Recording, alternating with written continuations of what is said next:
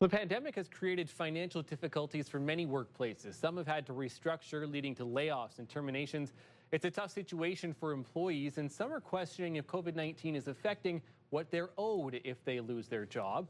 Employment lawyer Alex Lucifero joins us now to talk more about that. Alex, first of all, let's start with the basics. What exactly is severance pay for those that don't know, and who is owed it? Sure. Well, very simply, Matt, severance is the compensation that an employee is owed when they're let go from their employment. And this is over and above, the wages that they actually earned up until their last day in their vacation pay. Severance pay goes beyond that, and it's effectively a payment as a result of the termination of employment, and it is based upon an employee's age, position, and years of service. So the older you are as an employee, the more senior your position is within the company, or the more specialized the position is, and the longer the service is, the longer you've been employed with that same company, the more severance you are going to be owed. Severance pay applies across the board, Matt. So every single employee in the province is owed severance pay when they're let go from their job. Okay, and I guess that leads into my next question, because, and I'm pretty sure I knew the answer, but even if it is because of the pandemic and someone is laid off or is terminated because of the pandemic, they are still owed severance pay.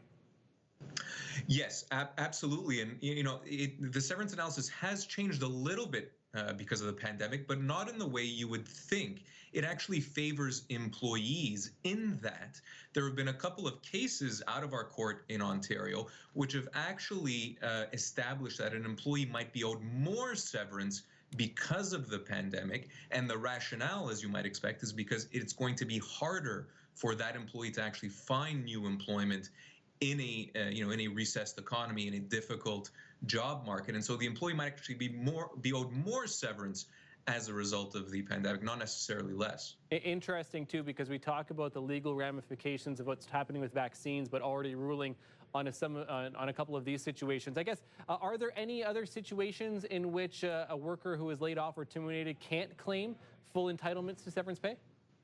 There are a couple of exceptions, although, again, the vast majority of employees are definitely going to be owed severance. Severance is calculated differently in the unionized setting, Matt. So for unionized employees, their severance is going to be limited to the terms of their collective agreement. So in that respect, they're still certainly owed severance, but it's going to be governed by the collective agreement.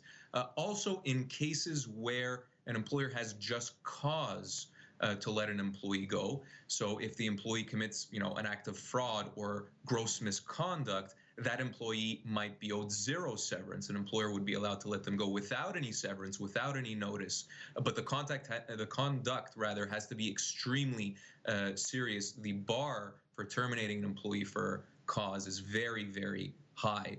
Poor performance, for example, doesn't amount to just cause. Again, always informative, too, to talk about rights when it comes to employees, especially the effect the pandemic is having. Alex Lucifero, always appreciate your time. Thank you for this, sir. Thanks for having me, Matt.